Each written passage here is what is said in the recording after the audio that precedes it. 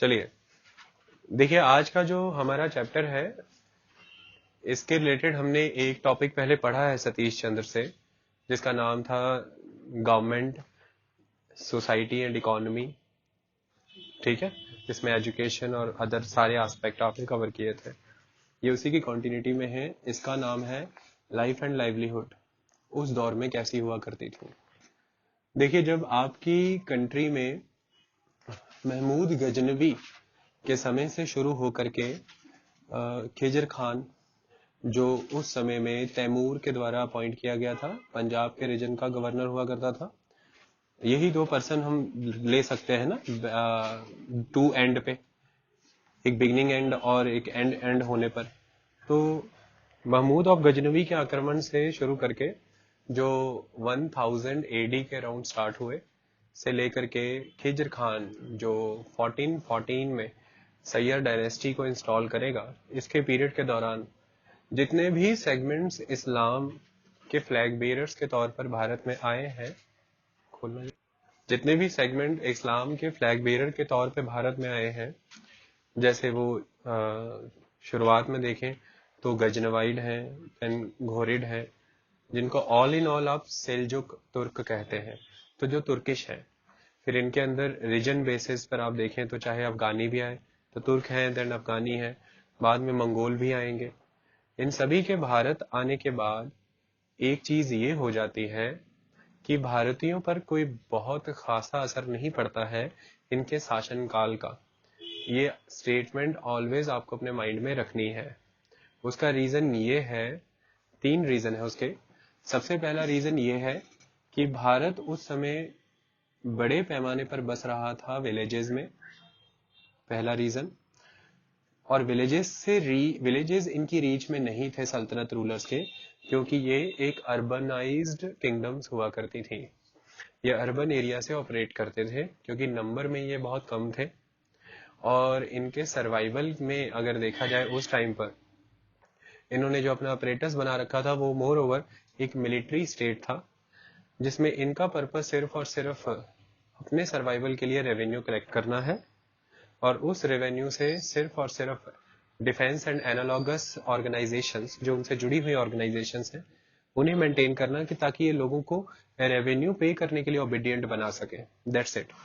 इससे ज्यादा अगर आप ये कहें कि ये वेलफेयर स्टेट थे, मतलब ये इंस्टीट्यूशंस बना करके काम करते थे, इंस्टीट्यूशंस के लिए proper law and order formulations था कि इंस्टीट्यूशंस कैसे वर्क करेंगी, और जो किंग है या कोई जो रिलीजियस बॉडीज हैं उनसे ऊपर लॉ प्रिवेल कर रहा है एक, और वो लॉ एक ऑर्डियल मैनर में फॉर्म हुआ है, वैसे काम कर रहा है। इस तरह का welfare nature of the state नहीं था। That was not the case. ये आप हमेशा याद रखना। तो एक मिलिट्री स्टेट था। तो मिलिट्री स्टेट होने के नाते आपका गांव से संबंध केवल इतना ही बनता है कि आपको गांव से रेवेन्यू चाहिए, क्योंकि कंट्री की मेन ऑक्यूपेशन उस समय एग्रीकल्चर है। और इस कंट्री में अगर आप कोई बेनिफिट डिराइव करना चाहते हैं तो वो उसी सेगमेंट से आएगा जिसका ऑक्यूपेशन मेजॉरिटी है कंट्री में, वो है फार्मर, और वहीं से आपको फिर रेवेन्यू कलेक्ट होना है। तो लैंड रेवेन्यू यानी कि खरज ऑलवेज मेन सोर्स रहा है इनकम का सल्तनत शासकों के।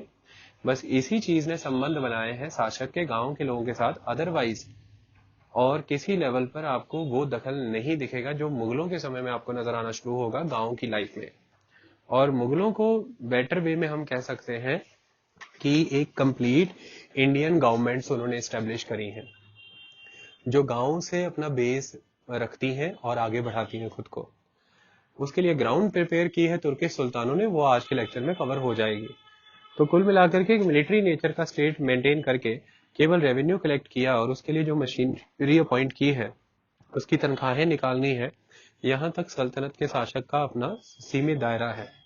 इसकी वजह से गांव के लोगों पर इनका बहुत ज्यादा प्रभाव नहीं पड़ पाया। उसका कारण ये था कि जिस तरह का एडमिनिस्ट्रेटिव नेटवर्क इन्होंने अपनाया, जिसमें एकता सिस्टम इंपॉर्टेंट था, उस एकता सिस्टम के माध्यम से जरूरत ही नहीं पड़ी कि आप गांव के लेवल पर पर्सनली पेनिट्रेट करें, क्योंकि एक ऑफिसर प्रोविंस के लेवल पर बैठा करता था और वो एज इट इज ही लोकल मशीनरी को रिटेन करके उसी के माध्यम से अपने प्रशासन को चलाने का काम करता था। तो लोकल मशीनरी ऑलवेज ज्यादा कनेक्टेड रूलर या सेंट्रल गवर्नमेंट से ना रह करके उन लोकल चीफ्टेंस के साथ कनेक्टेड रही जो शुरू से ही शासन करते चले आ रहे थे, और वो सारे हिंदू थे। तो हिंदू जनमानस के ऊपर बहुत ज्यादा जीवन पे प्रभाव नहीं पड़ा है इस्लाम के उस समय के आगमन का। इसका एक कारण ये हुआ करता था कि ये अर्बनाइज्ड डायनेस्टीज थी और अर्बनाइज्ड किंगडम थी। दूसरा कारण ये हुआ करता था कि इस समय तक हिंदू बड़े लेवल पर जॉइंट फैमिली सिस्टम में बिलीव करते थे, और जॉइंट फैमिली सिस्टम में अगर एक मेंबर वीक पड़ता है तो अनदर सभी मेंबर उसे सपोर्ट करते हैं, उसे सेव करने का काम करते हैं।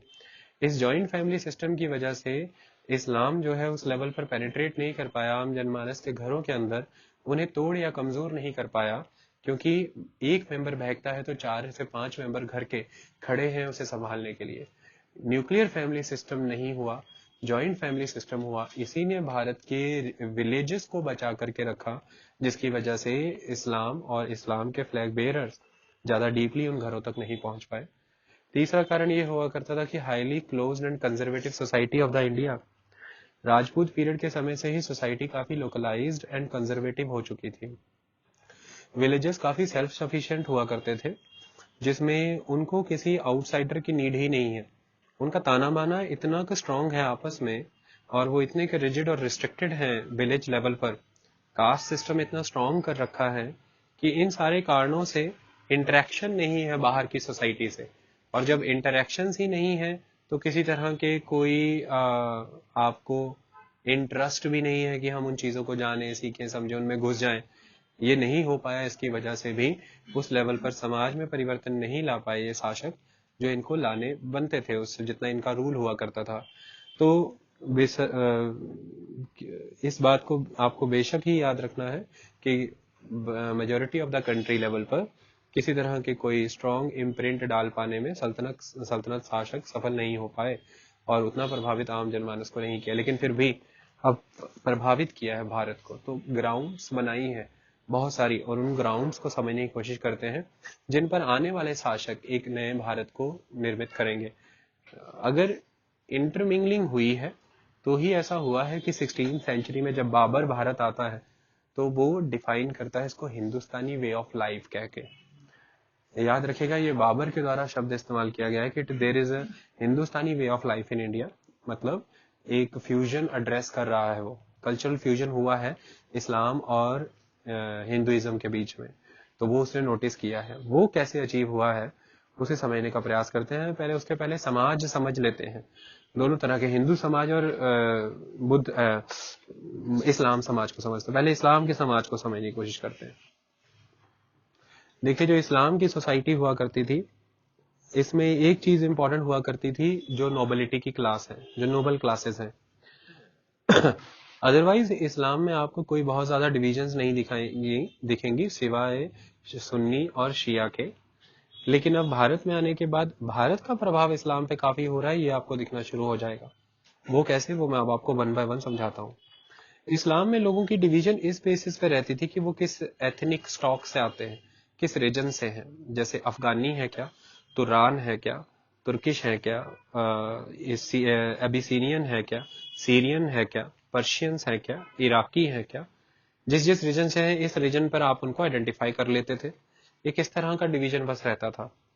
कास्ट बेस्ड डिवीजन उतना स्ट्रांग आपको नजर नहीं आता था, ऐसा होता भी नहीं था इस्लाम में, वो चीज अलाउड भी नहीं है। लेकिन समय आगे बढ़ने के साथ चीजें परिवर्तित हुई, और वो कैसे?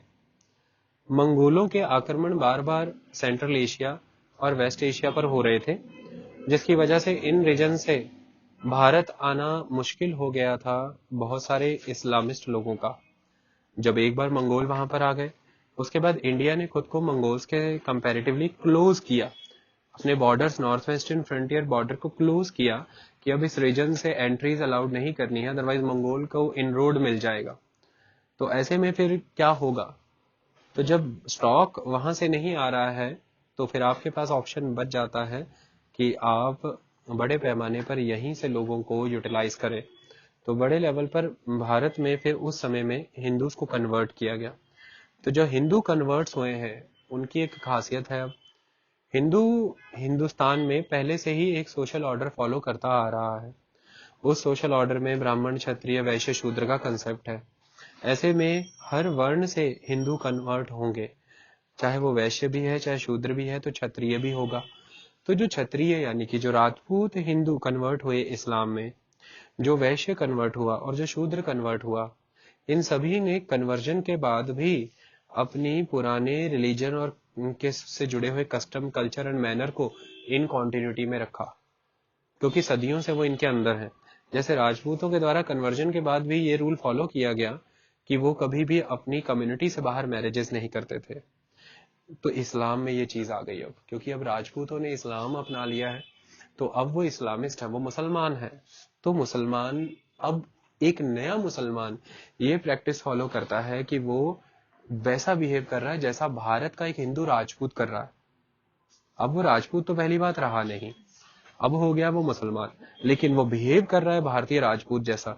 तो भारत का रंग आ गया है इस्लाम के अंदर, जो भारत में तुर्किश आए हैं, पहली बात। दूसरी बात ये हुआ करती थी कि जो तुर्क हुआ करते थे, इस्लामिस्ट हैं, इसमें छुआछूत नहीं रहती है, टचेबिलिटी अनटचेबिलिटी का कंसेप्ट उतना नहीं रहता है। लेकिन अगर आप देखें तो शूद्र भी हैं इनके अंदर। अब शूद्र भी मुसलमान बना, उधर से क्षत्रिय भी मुसलमान बना, और वैश्य भी मुसलमान बना। अब ऐसा नहीं होगा कि मुसलमान बनने के बाद जो क्षत्रिय है वो यकायक ही अनटचेबल शूद्र को, चंडाल को अपने साथ बिठा के खाना खिलाने लग जाएगा या उसे स्वीकार कर लेगा। तो वो जो एक अनटचेबिलिटी हिंदू समाज में रहती थी, और जो एक इन्फीरियरिटी का कॉम्प्लेक्स रहता था शूद्रों के बीच अपने समाज में, वो कहीं ना कहीं कैरी फॉरवर्ड हो गया इस नए धर्म में भी। तो इस वजह से एक कास्ट बेस्ड डिवीजन भी आपको देखने को मिलेगा बड़ा स्ट्रांग, ये इंपॉर्टेंट बात है। तो कुल मिलाकर के ये जो कन्वर्टेड हिंदू हैं, इनके इस्लाम में आने की वजह से इन्होंने सुन्नी रैंक ज्वाइन किया, शिया रैंक ज्वाइन किया। दोनों ही रैंक ज्वाइन करने के बाद इन दो रैंकों में अगर आपको स्टॉन्च डिवीजन दिखती है, तो भारत में दिखती है सुन्नी और शिया में। और इस स्टॉन्च डिवीजन का कारण भारत में पहले से ही व्याप्त फर्क थे, जो कास्ट के फर्क थे, डिफरेंसेस थे, जो क्लास के डिफरेंसेस थे, कम्युनिटी के डिफरेंसेस थे, वो सीधे सीधे आगे अडेप्ट हो गए हैं जाकर के इस्लाम के अंदर। और उसी तरह के डिवीजन्स आपको देखने को मिलते हैं। ये पहली इंपॉर्टेंट बात जो इस्लाम पे प्रभाव पड़ता है।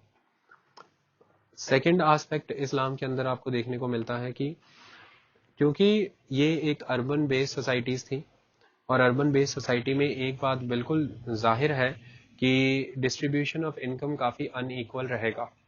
क्योंकि अर्बन सोसाइटी में कुछ मेन न्यूक्लियस होते हैं जो इकोनॉमी को डिराइव करते हैं, कुछ ही मेन न्यूक्लियस होते हैं जो उन इकोनॉमिक बेनिफिट्स को रीप करते हैं, जिनका पॉलिटिक्स पर होल्ड होता है। क्योंकि पॉलिटिक्स एक पोजीशन से मैनेज हो रही है और वो मेजॉरिटी ऑफ द मासेस को मैनेज कर रही है। ऐसे में जो ऑलरेडी फेवरेबल हैं सुल्तान के, they are in the nobility. अब वो चाहे कोई भी हैं, चाहे वो फॉरेन स्टॉक से हैं, चाहे इंडियन स्टॉक से हैं, they are in the nobility. Nobility में जो है वो बहुत ही लेविश लाइफ जी रहा है, उसका स्टैंडर्ड ऑफ लिविंग बहुत हाई है। लेकिन उसके अलावा जितने भी मुसलमान हैं, उनकी लाइफस्टाइल नोबिलिटी के बराबर की नहीं रहती थी। तो एक इनके बीच का फर्क आपको दिखेगा अमीर एंड गरीब का। तो मुस्लिम है, तो मुस्लिम के बीच में सोसाइटी क्लास में डिवाइडेड है, rich class and middle class and the poor class. तो तीन लेवल की हायरार्की आपको नजर आ जाती है। सेकंड एस्पेक्ट ये है कि भारत में वैश्य व्यापारी हुआ करता था। समय बदला, इसने किरदार भी बदला अपना, और ये इस्लाम में आ गया। तो इस्लाम में आने के बाद भी इसने धर्म नया अपनाया, लेकिन अपना कारोबार, ऑक्यूपेशन नहीं छोड़ा है। ऑक्यूपेशन आज भी व्यापारी वाला ही हो रहा है। तो कोई मर्चेंट है, कोई ट्रेडर है, कोई किसी भी तरह का, कोई आर्टिजन है, कोई फैक्ट्री बेस्ड प्रोडक्शन कर रहा है, जो भी कर रहा है। और ऑलवेज हम नोटिस करते आ रहे थे कि जो मर्चेंट और ट्रेडिंग सेक्शंस हैं, इनमें आपस में डिवीजन्स रहा करते थे।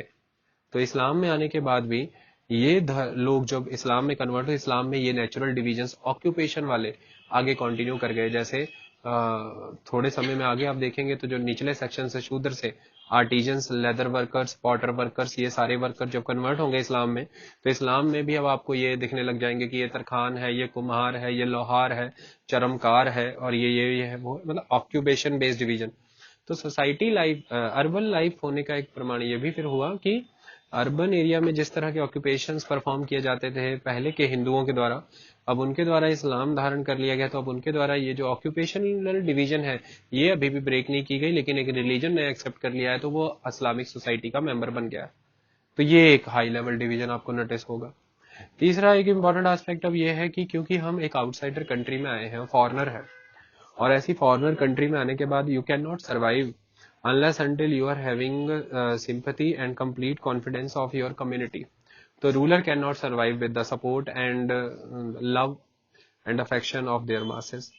वो प्रोवाइड कराने का काम करता है रिलीजन, और रिलीजन के साथ जोड़े रखने का काम, आप नई जगह पर आए हैं, नए जगहों में लोगों में रहना है, वहां पर आप अपने धर्म के मुताबिक कैसे रहते हैं, आप अपवित्र नहीं हो जाते हैं, आप अपने कुरान को हदीत को भूल नहीं जाते हैं, इस तरह की सारी चीजों को मैनेज करने का काम उन रिलीजियस सेगमेंट्स को दिया जाता था जिन्हें उलेमा कहा जाता है।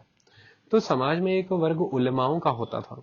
उलेमा ऑलवेज प्रेफर करते थे कि मेजॉरिटी हिंदू मासेस के बीच रहते हुए जो इस्लाम है उसकी इंटीग्रिटी कभी ब्रेक नहीं होनी चाहिए, और जो सुल्तान है वो एक तरह से खलीफा के अधीन ही काम कर रहा है, और खलीफा के ऊपर जिम्मेवारी है कि उसे मैनेज करना है इस्लामिक वर्ल्ड को, क्योंकि वो मैंडेट उसे मिला हुआ है अल्लाह से, पैगंबर मोहम्मद से।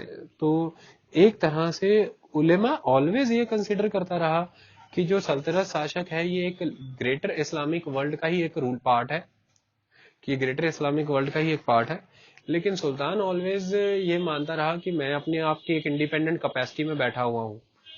Religiously we all are Islamic, but ultimately politically I have my own independent individuality. मेरी अपनी एक आइडेंटिटी है। इसीलिए तो महमूद ऑफ गजनवी ने पहली बार सल्तनत सुल्तान का टाइटल भी लिया। सुल्तान का टाइटल लेने का ही उसका मीनिंग मतलब ये था उस टाइम पर कि मेरे पास सारी पावर्स खुद की हैं, और मैं सारे नियम खुद बनाऊंगा और मैं अपने अकॉर्डिंग मैनेज करूंगा। खलीफा जो है वो सिर्फ और सिर्फ सिंबॉलिक है, मैं उससे ज्यादा आपको कंटिन्यू नहीं करा सकता, आपकी डिक्रीज नहीं चलेंगी, और आपके द्वारा जो आपको रिप्रेजेंट कर रहे हैं उलेमा, उनका दखल नहीं चलेगा मेरी राजनीतिक पॉलिसियों में। तो एक तरह से खलीफा का पक्ष रिप्रेजेंट कर रहे हैं दरबार में, ये है उलेमा। इसलिए खलीफा से रोपा लेना पड़ता था, वरना खलीफा कान भर भर के उधर से कोई फतवा जारी हो जाए, उधर से ये फतवा सारे समाज में फैला दें, ये सुल्तान को इस्लाम से बहिष्कार कर दिया गया, सुल्तान बैठा हुआ गद्दी पता ही नहीं, जनता सारी खिलाफ, क्योंकि जनता ही तो बीवी बच्चे, असल में फौजी जनता से ही आता है ना। फौज गई तो बस सुल्तान भी गया, तो फौज नहीं हिलनी चाहिए। फौज लड़ती है किसके दम पे? क्योंकि शुरुआत में ये कांड हो गया था तुर्कों से लड़ते लड़ते, गाजी फौज ही सारी धार्मिक है, जो फौज ही धार्मिक है वो धर्म से अलग करके उस फौज का समर्थन तुम ले लोगे, नॉट पॉसिबल।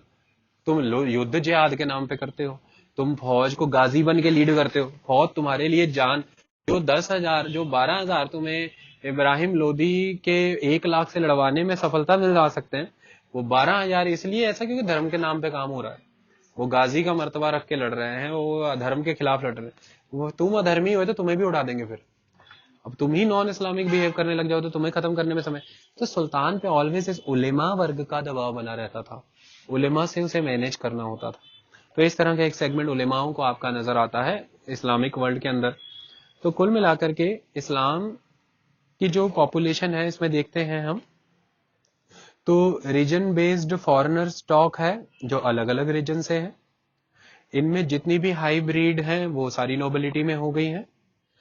इवन बलबन के द्वारा तो कोई लो बॉर्न चाहे इस्लाम चाहे हिंदू उठाया ही नहीं जाता था, यही पॉलिसी आगे जाकर के फॉलो की है दूसरे नए रूलर्स ने भी, लेकिन बलबन ने मेनली ये पॉलिसी को फॉलो किया, और फिरोज शाह तुगलक ने भी इस पॉलिसी को फॉलो किया कि कभी भी लो क्लास से ऑफिसर हमें नहीं लेने हैं, ये इंपॉर्टेंट इनका रूल हुआ करता था।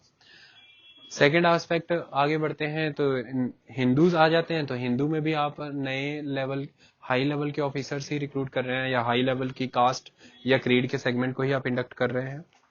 तीसरा वर्ग आपको दिखता है कि इस्लाम में अब डिविजन्स बहुत हो गई हैं, और वो है हिंदू जो कन्वर्ट हुए हैं उसका एक कारण बन जाता है। चौथा आपको नजर आता है कि उलेमा वर्ग है जो ऑलवेज इस्लामिक समाज के ऊपर एक अच्छा बना प्रभाव डालने के लिए सफल माना जा रहा है, उसका बहुत अच्छा दबाव है, वह राजा पर भी दबाव रख रहा है, सुल्तान पर भी और इस्लामिक प्रजा के ऊपर भी, और कहीं ना कहीं राजा जो है, सुल्तान जो है, उन्हें अच्छी तगड़ी पोस्टें देता आ रहा है। आपने काजी की पोस्ट देखी, आपने देखा एजुकेशन में उसका दखल बहुत बड़े लेवल पर है। आपने देखा कई तरह की कंसेशंस और कई तरह की ग्रांट दी जाते थे, जैसे वक्फ, रिलीजियस इंडोमेंट्स दी जाती थी, बड़े पैमाने पर मदरसाज और ये सब बनाया जाता था। आगे आने वाले समय में पढ़ेंगे। इस तरह का एक मुस्लिम समाज था जिसके ऊपर भारत का प्रभाव बड़े लेवल पर था। ठीक है, हिंदू समाज को समझने की कोशिश करते हैं। ठीक है सृष्टि, अब हम हिंदू समाज का जिक्र करते हैं। देखिए, जो हिंदू समाज हुआ करता था, अप्रभावित ढंग से अपने उसी पुराने ढांचे में चल रहा है। जो ब्राह्मण है आज भी उसकी ड्यूटीज वही है, वो रिलीजियस सेरेमनीज परफॉर्म कराता है, वो टीचर है और अदर एक्टिविटीज तो करता है, उसको छोड़ देते हैं। लेकिन जो क्षत्रिय है इसकी पोजीशन तो गिर गई है, क्योंकि अब इसके जिम्मेवारी पर नहीं है ना सोसाइटी को प्रोटेक्ट करना। अब तो एक आउटसाइडर रूलर आ गया है, और जब फॉरेनर का रूल ही हो गया है तो फिर क्षत्रिय का महत्व ही क्या। तो क्षत्रिय की इस परिस्थिति के गिरने की वजह से यकायक यदि किसकी पोजीशन इंक्रीज हुई है तो वो है ब्राह्मण, क्योंकि ब्राह्मण और क्षत्रिय कंटेंडर थे ना, तो एक का पलड़ा भारी गिरेगा तो दूसरे का भारी होगा। क्योंकि ब्राह्मण अब आम जनमानस को गांव में ये कह रहे हैं कि जो शासन है ये अधर्मियों का है, इस्लाम का है। तो सब कह रहे हैं बाबूजी अपने बच्चों को कैसे बचाएं इस्लाम से, बताइए। तो कह रहे तुम्हें बताएंगे। पहले गांव को बहुत तरीके से नियमों के आधार पर डिवाइड करेंगे, कास्ट के बेसिस पर, क्योंकि सबसे पहले इस्लाम में जाने का डर लग रहा है हमें इनका, ये जिनके साथ शायद हमने अब तक अच्छा व्यवहार नहीं किया, लो में भी ये अनटचेबल। तो कहते हैं कास्ट डिस्क्रिमिनेशन और caste division should be more rigid now onwards. तो कास्ट डिवीजन और रिजिड हो गई, पहला क्लॉज। दूसरा क्लॉज, धर्म और शास्त्रों से निकाल करके नियम और बड़े लेवल पर अब लागू कर दिए हैं, शुद्ध अशुद्ध का स्ट्रांग हो गया होल्ड। तीसरा एस्पेक्ट, रिलीजन और स्ट्रांग हो गया। जब भी कोई बाहरी आक्रमण हो तो आपका धर्म मजबूत होता है, तो विलेजेस में रिलीजन अब और स्ट्रांग हो गया है। यही सारी तो बातें हैं ना जिसकी वजह से गांव में अपने आप को लेफ्ट आउट सा महसूस करके ये सारा वर्ग शहरों में जाएगा। और शहरों की क्रांति का कारण ये वर्ग है जो भारतीय गांव से ही मिला था मुसलमानों को। आई बात समझ में? इसने एक्चुअली में रेवोल्यूशन कराया है, सिटी रेवोल्यूशन, पहला कारण। और दूसरा कारण, अब गांव में चूंकि ब्राह्मण का रुतबा इतना, डंका इतना बज रहा है, और गांव में जब भी सांस घुटने लग जाएगी तो गांव से जब हवा में बाहर निकल करके पंख फैलाना जाएंगे तो फिर यहीं से क्रिएट होगी भक्ति मूवमेंट्स, यहीं से आप बढ़ेंगे। और सबसे बड़े आपके रडार पे कौन होंगे? ब्राह्मण ही। ब्राह्मण को आप रडार पे लोगे कि इनकी ऐसी तैसी। तो भक्ति मूवमेंट किसकी है? सबकी। सारे कौन है? लो कास्ट, लो क्लास। किनके खिलाफ? ब्राह्मण। किनके खिलाफ? खुद मुकद्दम। तो गालियां भी पड़ेंगी इनको, देखना, कुत्तों को, मुकद्दमों को। ठीक है, गुरु ग्रंथ साहब में तुक्के भी आती हैं इनके खिलाफ। तो इस तरह का एक सिस्टम क्रिएट होगा, तो ब्राह्मण स्ट्रांग हो रहा है। जैसे यूरोप का रेनेसेंस इंपॉर्टेंट है, तो आगे सारी कड़ियां जोड़ते हुए ऐसे ये फेज भी याद रखो कि क्षत्रिय के गिरने से ब्राह्मण मजबूत हुआ, फिर ब्राह्मण के द्वारा इस्लाम से बचाने के लिए गांव में जो नियम लागू किए जा रहे हैं उससे एक मैक्सिमम सेगमेंट लेफ्ट आउट हो गया है, जो गांव से बाहर ही रखा जा रहा है। वह वर्ग अट्रैक्ट होगा इस्लाम के तरफ, वहां से मिलेंगे इस्लाम को कन्वर्टेंट्स। अदरवाइज इस्लाम ज्यादा सफल नहीं हुआ लोगों को कन्वर्ट करने में। समझ। और वो जो कन्वर्ट होंगे वो जाके रहेंगे नए बसे शहरों में, और वो लेके आएंगे क्रांति, उनके दम पे आएगी क्रांति। आई बात समझ में? और यहां से हुआ है क्या? Fusion of the culture. तो फ्यूजन ऑफ द कल्चर किस लेवल पे? अपर लेवल और लो लेवल? लो लेवल पर हुआ। Fusion of the culture low level पर हुआ है, अपर लेवल पे नहीं हुआ है, इस बात को याद रखना। अपर लेवल पे तो आप अपनी आइडेंटिटी के साथ ही इंडेक्ट रहे हैं, ये इंपॉर्टेंट बात है। ठीक है, लेकिन मुद्दे की बात है लो लेवल वाले कनेक्टेड दोनों के साथ थे, इधर के अपर लेवल और उधर के अपर लेवल, क्योंकि इधर वालों को भी तो इनके बिना नहीं जुड़ेगा ना, चलेगा, क्योंकि सर्विस क्लास ही चलेगी तो आप क्या करेंगे? सर्विस क्लास ही चलेगी तो आप क्या करेंगे? तो फिर इसलिए फ्यूजन ऑफ द कल्चर में अगर ये यू है, फ्यूजन ऑफ द कल्चर, तो यू का बेस ये लोअर क्लास वाले हैं। इस्लाम भी इन्हीं में आके मर्ज हो रहा है और हिंदू वाले भी इधर ही मर्ज हो रहे हैं। आई वो समझ में? That was aspect. ठीक है, तो हिंदू समाज में अब तीसरा जो वैश्य है, वैश्य समाज जैसे ट्रेडर, कमर्शियल क्लासेस, मर्चेंट हैं, आर्टिजन्स, इंडस्ट्रियलिस्ट, ये बड़े फ्लरिश हुए इन दिनों में, क्योंकि पिछले 400-500 साल से जो शहरी जीवन ठप पड़ा था राजपूत पीरियड के दौरान, जो लोकलाइजेशन की वजह से इनकी हालत खराब थी, जो राजपूतों के अपने अंदर जो सामंतों के आपसी युद्ध, फिर राजपूतों के आपसी युद्ध, इसकी वजह से जो इकोनॉमिक सैंक्शंस वो लगा लेते थे, हाईवेज सेफ नहीं थे, डकैत रॉबर्स भटक रहे थे, इंटरनेशनल ट्रेड आपने स्टैंड स्टिल कर रखे थे, 500 साल से आप दुनिया से जुड़े ही नहीं, तभी तो गजनवियों का आक्रमण होगा, ऐसा कभी आपने सोचा भी नहीं। वेल्थ सारी आप होर्ड कर रहे हो, सर्कुलेशन में नहीं लेकर के आ रहे, तभी तो मंदिर इतने भव्य, और मंदिरों में इतना इतना वेल्थ होर्ड हुआ, तो फिर उसे लूटने के लिए लुटेरे आए विदेशों से। इसकी वजह से कौन सफर, करेंसी नहीं है तो ट्रेड कॉमर्स कहां से होगा, कौन सफर हुआ, ट्रेड एंड कमर्शियल। अभी कौन खुश होगा ट्रेडिंग एंड कमर्शियल का, क्योंकि अब कौन है, नए इस्लाम के शासक, उनके नए इक्तदार, उनकी नई नोबिलिटी, उनके नए उलमा वर्ग, नई एरिस्टोक्रेसी की नई नई डिमांड्स। वो डिमांड्स भी कौन सी, हाईली लग्जूरियस गुड्स। है कहां से, वेस्ट एशिया से। रह कहां रहे, भारत में। चाहिए कौन सा माल, वेस्ट एशिया से। चाहिए कहां से, दूर दराज से। क्या बनाना है, इस्लाम वहां से उखड़ रहा है धीरे धीरे, तो इस्लाम का नया गढ़ कौन सा है, दिल्ली। तो सबसे फ्लरिशिंग और सबसे समृद्ध किसे बनाना है, दिल्ली को। तो दिल्ली में भव्य चीजें चाहिए, तो सब लेकर के आओ। तो कुल मिलाकर के कौन लेके आएगा, भारतीय व्यापारी, Indian trader and commercial classes. Over the land trade इस रीजन में बहुत फ्लरिश हो जाएगी, और ये यही वाला वर्क कर रहा है। ठीक है, तो ये बड़े मस्त हो गए, खुश हो गए, तो इस्लाम भी ले गए, इस्लाम भी धारण कर गए। इन्होंने देखा जो हमारे मेन सर्विस सीकर्स हैं, वो जिस धर्म में है, अगर वो हमारे साथ ज्यादा कंफर्टेबल इस वे में महसूस करते हैं, वो बन जाओ, कोई बात नहीं, कोई टेंशन की बात है, तो इस्लाम में भी चले गए। ध्यान रखना, जब सिखिज्म आएगा, ये मेंटो मेंटी सिखिज्म में भी आ जाएंगे, इसलिए जल्दी एक्सेप्ट नहीं होते सिख समाज में, है ना। तो पढ़ाने का एक बहुत बड़ा नुकसान है कि बहुत से वर्गों पर टिप्पणियां करनी पड़ती हैं, लेकिन मैं किसी वर्ग के विरुद्ध नहीं होता हूं, इस बात को याद रखेगा। तो फिर जब सिखिज्म आएगा, तो ये सिखिज्म में भी आ जाएंगे, तो उनमें से फिर बहुत से सेक्शन बनेंगे। जैसे एक वर्ग होता है पापों का, आप जानते हैं, ये ट्रेडिंग क्लासेस हैं सारी, ये है बिजनेसमैन प्योर, जब जो है तब तो है, बस बाकी सब बातें बाद में देखेंगे। ओके, इस बात को समझ जाना, दैट वाज द एस्पेक्ट। चलिए, शूद्र, शूद्र के साथ है सारी इविल प्रैक्टिसेस। अब शूद्र जो है वो क्या कर रहा है, शूद्र इस समय खेतीबाड़ी करता था, आपको पता है। शूद्र ही लोहार है, कुम्हार है, शूद्र ही चरमकार है, शूद्र पॉटर भी है, आर्टिजन भी है, और शूद्र ही है जो मछली पालन का भी काम कर रहा है, काटने, मांस काटने का, मांसाहारी काम भी कर रहा है, मुर्दे जलाने का भी काम कर रहा है, मुर्दे इकट्ठे करने का। तो वो जो एक गंध एक्टिविटीज से जुड़ा है, वो जो स्वच्छ एक्टिविटीज, जो साफ है, जो अस्वच्छ है। दो तरह के वर्ग बने थे ना, सत्य असत्य, है ना। तो जो एक टचेबल, एक अनटचेबल, तो अनटचेबल वाले तो पहले फरार हो गए, कहते चले हम तो, तुम कर लो अपनी सेटिंग। और जो टचेबल वाले थे, वो उनको देखा देखी वो भी फरार हो गए, वो ग्रो करके हमसे भी ज्यादा, हमने इनमें क्या लेना है, हम भी चलते हैं। तो लेकिन इनके ऊपर इविल्स हो रहे थे आज भी, और इन्हीं के बराबर बराबर पोजीशन थी वुमेन की भी। वुमेन मदरहुड के तौर पे तो सेलिब्रेटेड पूरे ही इतिहास में ही रही है।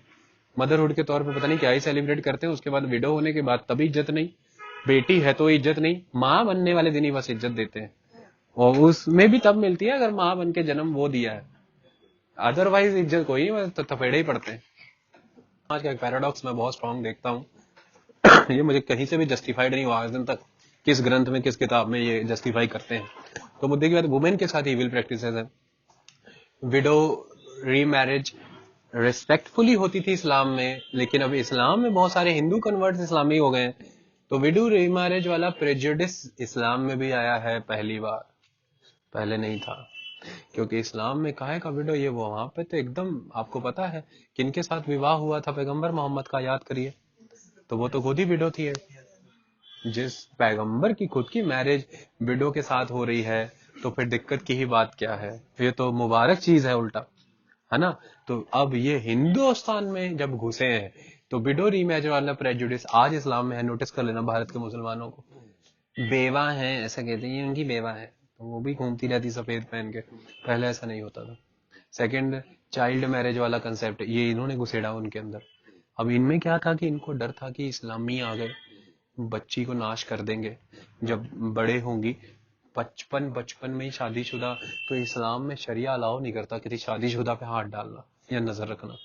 फिर भी इन्होंने उड़ाए हैं सब, लेकिन अलाउ नहीं करता। तो बच्चियों को छोड़, बच्ची पहले से ही शादीशुदा है तो शादीशुदा है तो पहले ही ले जाएंगे, पर पिता कह रहा है पहले ले जाएंगे, पति की जिम्मेवारी बन जाएगी भाई, वरना अदरवाइज हमारे गांव पे एक बार भी मुसलमानों का आक्रमण हुआ, सामने वाले गांव में रिश्ता लेके आए, तुम्हारे गांव में आक्रमण हुआ था ना मुसलमानों का, हाँ बच्चियां बची रह गई थी तुम्हारी, बची थी, अब तुम देख लो, तो अब क्या ही देखे कोई। तो कुल मिला के विडो मैरिज, और सॉरी चाइल्ड मैरिज, तो चाइल्ड मैरिज ही बाद में इस्लाम ने भी अपना ली, तो इस्लाम में भी चाइल्ड मैरिज टरका देते हैं फटाफट बचपन में पुर, ये सेकंड एस्पेक्ट था। इस तरह की इविल्स इस्लाम में भी आई हैं जब वो संपर्क में आए हैं इन एक इंडियन कल्चर के साथ। अब ये मैं कहीं अगर किसी मंच पे कह दूं, ये कंड्यूसिव नहीं है, पकड़ के कहेंगे साला किस धर्म का है, सिख है तभी भौंक रहा है हिंदू के बारे में। मुद्दे की बात है, मैं हिंदू नहीं क्या, सिख हूं तो मतलब हिंदू तो पहले हूं ना, और तू जो हिंदू है साले तू पहले क्या था फिर। तो मुद्दे की बात यह है, बड़े पैमाने पे चर्चा करने में भी डर है, क्योंकि उसके लिए कुछ हार्श रियलिटीज हैं उन्हें। अभी जब मैं इतनी तारीफ करूंगा वो एक अलग बात है, लेकिन जब मैं ये बोल रहा हूं तो ये प्रॉब्लमेटिक एस्पेक्ट है। आई बात समझ में? तो ये इविल्स आए हैं इस्लाम में, ये सत्य वचन है, ठोक के क्रॉनिकल में लिखा है और मैं बोल रहा हूं। सेकेंड एस्पेक्ट ऑफ बाकी प्रैक्टिस जैसे सती है, जौहर है, ये सब भारतीय समाज की देन थी, और भारतीय समाज में अपर क्लास सोसाइटी में राजपूतों में चलती रही। वुमेन और पर्दों में डाल दी गई है, और पर्दा प्रथा इस्लाम से भारत में आई है, वो इस्लाम से भारत में आई है और वो भारतीयों ने अपनाई है, और फिर भारतीयों ने जितनी अपनाई है कोई सोच भी नहीं सकता है पर्दा प्रथा। और पर्दे ने औरत की हालत जो कराई है, इसके बाद औरत अंधी भी हो गई है। अब वो पूर्ण रूप से तब से एक नया रिवाज शुरू हुआ है कि छोटा सा बच्चा ही सही 5 साल का, उसको अपनी उंगली पकड़ा के जाना है, वो तुम्हें रास्ता गाइड करेगा। अब कुल मिलाकर के 25 साल की एक युवा लड़की है और 5 साल का अक्कल लड़का है, उस पर निर्भर है कि मुझे बाहर जाना है, मोनू किधर है, मोनू तो कह रहा है कंचे, मोनू आएंगे, फिर मोनू लेके जाएंगे, मोनू को मना रहे सुबह से। तो लड़के का महत्व बढ़ गया, बहुत इंपॉर्टेंट हो गया, बॉय मैन। तो वुमेन हमेशा उसके पीछे पीछे, उसके नक्शे, उसे क्या कहा जाता है, तुम्हें उस पर्दे में इतना ही नजर आना है कि उसके जूतियां, जिधर जिधर जूतियां जा रही हैं पीछे से देखती हुई फॉलो करती जाओ, तो हमारे पैरों के निशानों को फॉलो करो तुम पहुंच जाओगी।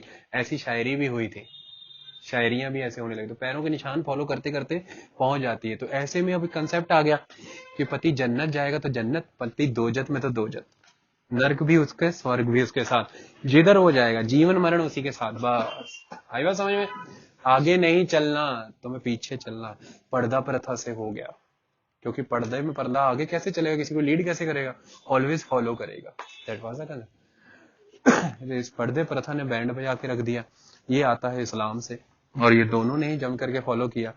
ऑल इन ऑल वुमेन एक घर में पीछे वाले कमरे में चली गई, दीवारों के पीछे चली गई, पता नहीं कहां चली गई, उसका फिर अता पता नहीं चला। हो गया काम क्लियर? या भारत के समाज में ऐसा यह हो रहा था, that was a system. Evil practices, Islam की रेड पड़ जाती थी तो औरतें तो कितनी जलाई गई हैं आपको पता है, हजारों हजार कुंड में समाहित हो गई हैं, जौहर हो गया, नाश हो जाता था। क्योंकि जो जो सुल्तान रहते थे, इनका एक ट्रेंड रहता था कि जो विक्ट्री के पिलर के तौर पर सामने वाले की वाइफ को उठा के ले आना, क्योंकि उस समय में जो रूलर रहता था उसकी विजय का जो स्तंभ रहता था उसकी पत्नी रहती थी, वो उसको काफी प्रोटेक्ट करता था, उसी को ले आए।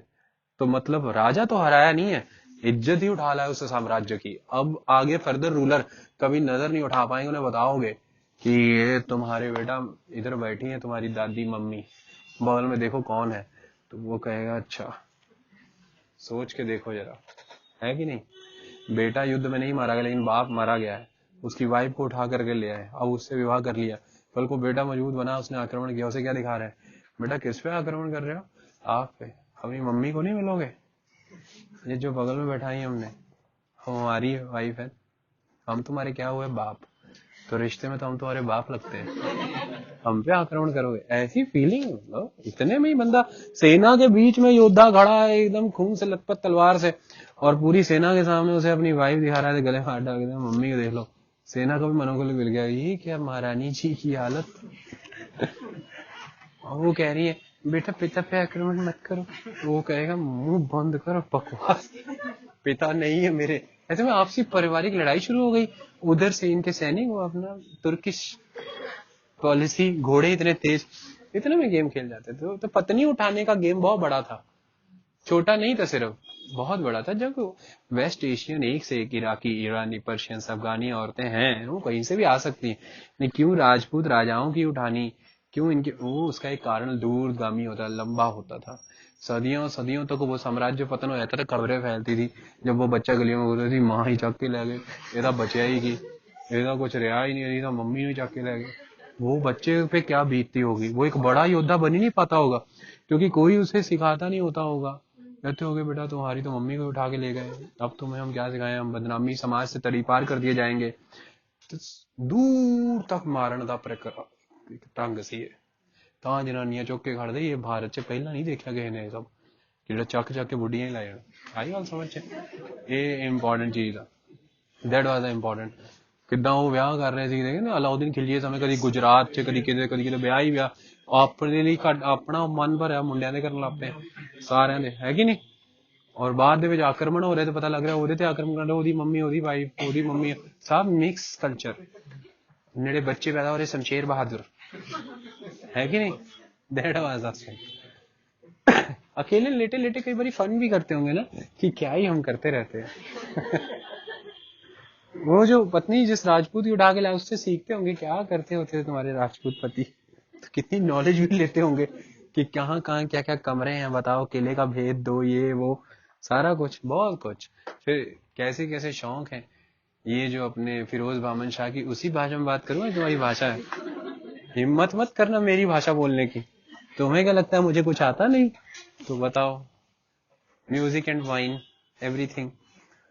म्यूजिक अब उस समय में तो ये तो नहीं था कि सीडी बजा ली, तो जो आपको कह रहे हैं कि म्यूजिक का बहुत शौक था, तो म्यूजिक किससे सुनता होगा।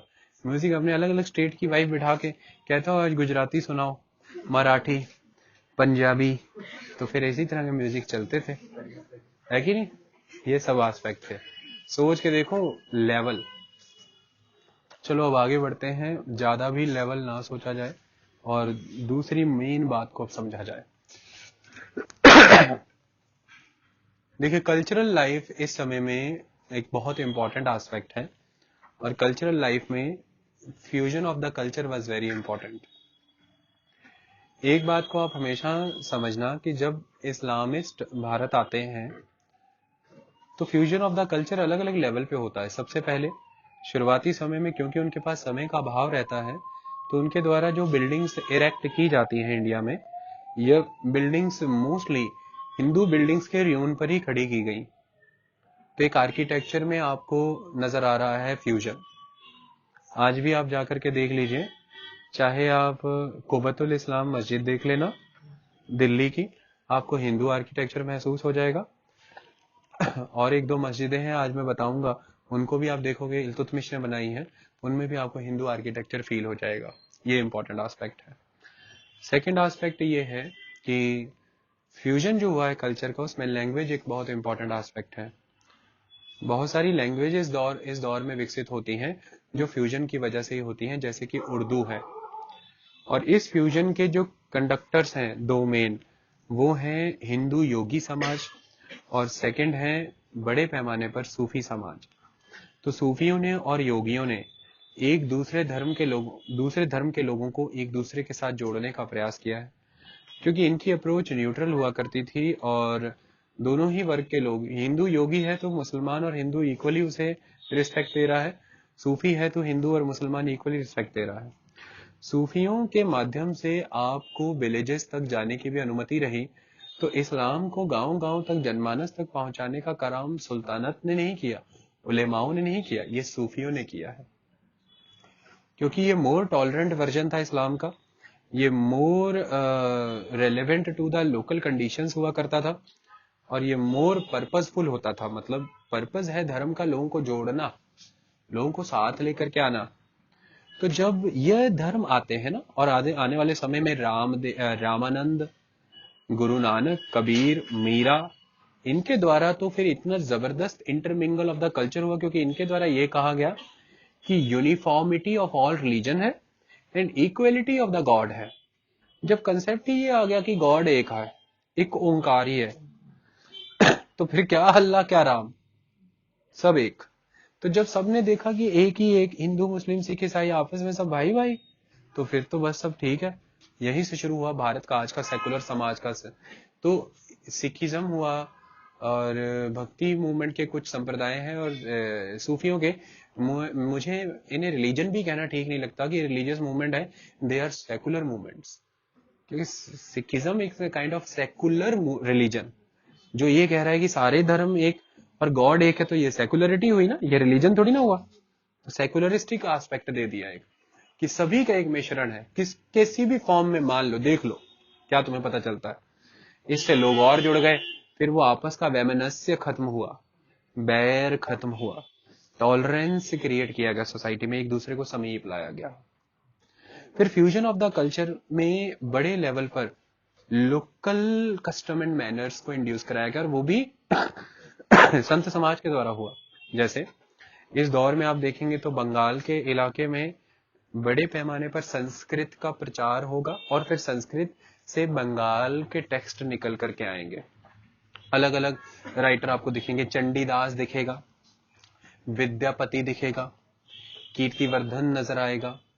तो ये सारे राइटर्स इस समय के जो हैं ये संस्कृत लिटरेचर को बंगाली में एक्सप्रेस करेंगे। इससे संस्कृत का बंगाली से परस्पर संबंध बढ़ जाएगा, नेशनल हिंदुइज्म कल्ट का लोकल बंगाली कल्ट से संबंध बन जाएगा। दोनों की आपस के एक्सट्रीम वर्जन जब मिलेंगे तो मॉडरेट फैक्शन क्रिएट होगा और इसमें तड़का लगाएंगे भक्ति समाज के और सूफी समाज के लोग। इन्हें इस मॉडरेट से सिस्टम को उस मॉडरेट से हिंदू सिस्टम के साथ मिला करके एक नया फ्यूजन ऑफ कल्चर का वाला देश निकल गया, हिंदुस्तानी वे ऑफ लाइफ। यही होगा महाराष्ट्र में। महाराष्ट्र के इलाके में आपको नामदेव जैसे संत मिलेंगे, तुकाराम जैसे संत मिलेंगे, जो मराठी भाषा का जो संस्कृत का text conversions into Marathi, local Marathi language folk culture उसके भी रिटर्न टेक्स्ट, तो पहले स्क्रिप्ट दिया फिर बाद लैंग्वेज तो फिर मराठी भाषा, और इन संतों के द्वारा बड़े पैमाने पर एक वहां का local custom culture manner develop किया जाएगा जो moderate version of the national Hinduism है, जिसमें फिर सूफी समाज आकर के एक मॉडरेट फैक्शन ऑफ द इस्लाम खड़ा कर देगा। दोनों में आपस में इंटरमिंगल होगा तो एक फ्यूजन ऑफ द कल्चर नया क्रिएट होगा जिसमें भक्ति सूफी दोनों एक्सेप्टेबल है। ठीक इसी तरह का पंजाब के रीजन में होगा, गुरु नानक की अध्यक्षता में। वहां पर भी पंजाब के सेगमेंट के लोग में, पंजाब जहाँ पे बेअंत इस्लाम था, पंजाब जहाँ पे बेअंत इस्लाम था, इस्लाम ही था पंजाब में और हिंदू काफी कम था, तो इस्लाम इतने मेजोरिटी इस्लाम वाले एरिया में। और यही सफलता भी सिखिज्म पंजाब में इसलिए भी आ पाया क्योंकि ऑलरेडी लोग एक ऐसा धर्म मान रहे थे जो मूर्ति पूजा में यकीन नहीं करता और जो बुक होली बुक को फॉलो करते हैं, निराकार और अकाल इस्लाम। इस्लाम वाले पंजाब में गुरु नानक ने टीचिंग दी इसलिए सेट हो गया मामला, इसलिए फटाफट सिखिज्म मान लिया। वरना कहीं गढ़ में यूपी बिहार कहीं होते जहाँ मूर्ति पूजा बड़ी फेमस थी, वहां पे औखा हो ना था उनके लिए लोगों को मनाना, उन्होंने ये क्या बातें हो रही है। तो कुल मिलाकर के अब इस्लाम के में आगे अब क्या है, बहुत ही ऑर्थोडॉक्स सिस्टम, उलेमा बड़े खतरनाक करता कड़ो रखे हैं, तो इसलिए बड़े पैमाने पर लोगों को इस तरफ कन्वर्ट किया गया, सिखिज्म की तरफ कन्वर्ट किया गया। उसकी वजह से लोगों में एक मॉडरेट अप्रोच आई और इस मॉडरेट अप्रोच की वजह से हिंदू कल्चर भी आ रहा है, इस्लाम के कल्चर भी आ रहे हैं। तो आज जो सिख हैं, सिख में एक स्टाइल ऑफ लिविंग इस्लामी भी है, टर्बन है, बियर्ड और अदर एस्पेक्ट्स हैं, और एक स्टाइल ऑफ लाइफ जो है वो हिंदू भी है, जैसे डेथ एंड मैरिज रिचुअल्स और अदर रिचुअल्स में आपको पता, अग्नि की पूजा, अग्नि फायर को रिचुअलिस्टिक सेक्रेड मानना, पानी की पूजा करना, आग को इंपॉर्टेंस देना, ये सारी बातें आपको देखेंगे। तो ये एक मॉडरेट, पहले मॉडरेट बनाओ फिर दोनों कल्चर का जो ब्लेंड है वो अपनाओ। ये तो वही हो कर सकता है जो अभी अभी नए नए धर्म में या नए नए सेक्ट या संप्रदाय में आया है। जो सदियों से कट्टर हिंदू या सदियों से कट्टर मुस्लिम वो तो नहीं कर सकता। तो मैं क्या समझा रहा हूँ, पहले हिंदुओं से एक फैक्शन निकाला मॉडरेट किया, इस्लाम से एक फैक्शन निकाला मॉडरेट किया, मॉडरेट करके थोड़े हिंदू के तत्व थोड़े मुसलमान के तत्व लेके एक नया वर्ग बना के आगे रख दिया। इसने कर, ये है फ्यूजन ऑफ द कल्चर। ये कराने में उस समय के भक्ति सूफी संप्रदायों का बहुत बड़ा रोल था, लोकल लैंग्वेजेस का बहुत बड़ा रोल था, और संस्कृत कहीं ना कहीं लूज हुई है लोकल लैंग्वेजेस को। और इस समय जो टेक्स्ट, सॉन्ग्स और रिलीजियस प्रेयर्स हैं ये लोकल लैंग्वेजेस में आती हैं। तो medieval period known for the local languages और इसकी बिगिनिंग होती है सल्तनत पीरियड में। That was very very important. Even Amir Khusro was known for the staunch Hindi writer, Urdu नहीं हिंदी, हिंदी के लिए माना गया है, ये इंपॉर्टेंट एस्पेक्ट है, ठीक है। तो हिंदी इंपॉर्टेंट है इस टाइम में। ये इतना फ्यूजन ऑफ द कल्चर में ये चीज समझ आती है। जुड़े हुए, जन्म से जुड़े हुए, शादी विवाहों से जुड़े हुए कस्टम कल्चर ऑफ इस्लामिस्ट भी फॉलो करेंगे, जो शायद कभी पहले एक्सक्लूसिवली हिंदू फॉलो किया करते थे, और हिंदू कुछ इस तरह के नियम फॉलो करते हैं जो पहले सिर्फ इस्लाम के लोग फॉलो किया करते थे। इसकी वजह से एक फ्यूजन आपको नजर आएगा।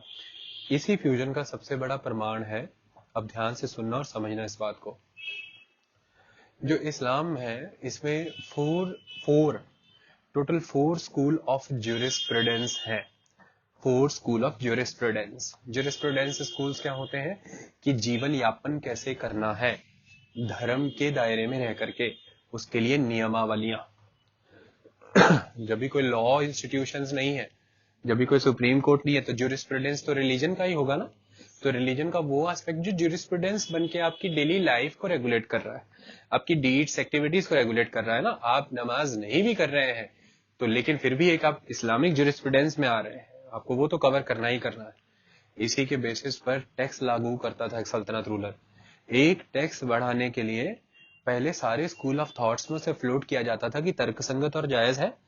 1/10 टैक्स लगाना था फिरोज शाह तुगलक ने कनाल इरिगेशन देने के बाद, जिसका नाम था हक ए शर्ब, वाटर टैक्स। उसके लिए पहले उसे इन सारे स्कूल्स में भेजा गया। सारे उलेमाओं ने, सारों ने पढ़ा, देखा, कहते इरिगेशन प्रोवाइड किया, कल्टीवेशन बढ़ा, इतनी प्रोडक्शन बढ़ी, ये वो तो जस्टिफाइड है, लगाओ लगाओ, यू कैन हैव दैट। फिर वो टैक्स लागू होता है। ऐसे ही नहीं तो इस्लाम में 33 से 50% तक का टैक्स वैलिड है, इसलिए 1/2 से ज्यादा टैक्स कोई नहीं लगाता था। वरना तो लगाने में 80% टैक्स दे दो, 80% टैक्स दे दो तो फिर तो तुम गए, तो फिर तो तुम मतलब स्कूल ऑफ ज्यूरिस्प्रूडेंस से ही बाहर गए। तो देखो, समाज ने हमेशा ही खुद को मैनेज करने के लिए अपने आप को एक कम्युनिटी कभी आगे नहीं बढ़ सकती जब वो खुद के अंदर कुछ वर्किंग डिविजन्स नहीं रखेगी। हर कम्युनिटी में डिविजन्स रहती हैं, और हर डिवीजन किस बेस पे हुई है, कुछ नियम तो होंगे ना। मैं, ये कमरा है, इस कमरे को भी मुझे डिवाइड करना है तो मैं 4 दीवारें खड़ी करूंगा ना, और अगर मुझे इसे वर्चुअली डिवाइड करना है तो मैं कुछ 4 नियम खड़े करूंगा। तो नियम, जिन नियमों पर समाज विभाजित है तो वह नियम पालन करने जरूरी है, वरना विभाजन नहीं मायने का रहेगा। तो ऑर्डर ही जब भी ऑर्गेनाइज हो गया तो फिर काम कैसे करेगी सोसाइटी। तो इस वजह से जो ज्यूरिस्प्रूडेंस के 4 स्कूल थे, उनमें से एक स्कूल है जिसे इराकी स्कूल ऑफ ज्यूरिस्प्रूडेंस कहते हैं इस्लाम का। ये एक थोड़ा मॉडरेट स्कूल है, इसे कहते हैं हन्नाफी स्कूल ऑफ ज्यूरिस्प्रूडेंस। अगर आप ओरिजिनली देखें तो जो मदीना से रिलेटेड है, जो हर एक्ट को कुरान और हदीस से जोड़ देता है ले जाकर के, यह है शरिया का स्कूल ऑफ ज्यूरिस्प्रूडेंस। लेकिन इसके बाद समय आगे बढ़ता चला गया तो डिफरेंट एरियाज में जब फैले हैं अरब सल्तनत और इस्लाम के रूलर, तो ये अलग अलग एरियाज में पहुंचे। मंगोलों ने भी बाद में अपनाया इस्लाम, सेंट्रल एशिया में भी चला गया, इराक में, इजिप्ट में चला गया, भारत में भी आ गया, हर जगह पे। ये जब नई नई जगह पर जा रहे हैं, वहां पर जो काजी हैं या जो ज्यूरिस्ट जाकर के नई नई डिक्रीज, नए नए नियम लोकल कंडीशन के अकॉर्डिंग फॉलो कर रहे हैं। इन नए नए ज्यूरिस्टों की इन नई नई डायरेक्शंस और नई नई डिक्रीज का, आज की मैं मॉडर्न लैंग्वेज में कहूँ तो जुडिशियल एक्टिविज्म, जुडिशियल रिव्यू, जैसे सुप्रीम कोर्ट करता है तो कॉन्स्टिट्यूशन में चेंज आ जाता है ना। ये शरिया में अलाउड, शरिया वाले ज्यूरिस्प्रूडेंस ऑफ स्कूल में ये अलाउड नहीं है। वो कहते हैं कोई भी नियम डिसीजन जो दे रहे हो ना, वो प्रूवन होना चाहिए कुरान या हदीस के मुताबिक, मतलब टिट्टो टिट एकदम। तो अब ऐसे में फिर एक हनाफी स्कूल है, उन्होंने बोला हमें तो जाके रहना है, सिंध में भी, भारत में भी रहना है, वहां पे नियम नहीं चलने इतने कट्टर, वहां पे वो लोकल हिंदू इतने खतरनाक, उनको ओबीडियंट तो बनाए, पहले इस्लाम में तो लाए, उसके लिए थोड़ा इस्लाम का मुंह तो खोले उनके लिए, उन्हें घुसाने के लिए अंदर। कहते हैं अच्छा, तो फिर ये हनाफी स्कूल ऑफ थॉट है जो विश्व भर में फैलाया है तुर्की सुल्तानों ने इसके प्रति ज्यादा इज्जत दिखाई है एज कम्पेयर टू शरिया स्कूल ऑफ थॉट, और इसे भारत में लागू किया है। तो भारत में हनाफी स्कूल को ज्यादा इंपॉर्टेंस देना एज कम्पेयर टू शरिया स्कूल, ये इस बात का प्रमाण है कि कभी भी फ्यूजन ऑफ द कल्चर के प्रोसेस में इस्लाम के कंपैरेटिवली हिंदू साइड वीक नहीं रही थी। इस्लाम ने ऑलवेज हिंदुइज्म को फ्यूज कराने के लिए अपने आप को बेंट किया है। यही इसका प्रमाण है, हनाफी स्कूल ऑफ थॉट का प्रोमिनेंस होना एज कम्पेयर टू शरिया स्कूल ऑफ थॉट। मतलब एक मॉडरेट वर्जन ऑफ इस्लाम था भारत में, दैट स्टॉन्च वर्जन ऑफ इस्लाम कभी भी नहीं था। दिल्ली का दरबार टोटल अलग था मक्का और मदीना से। इसलिए भारत का इस्लाम सिर मत्थे है एज कम्पेयर टू टोटली अलग है जो आज सऊदी अरब में इस्लाम है। भारत तो मुसलमान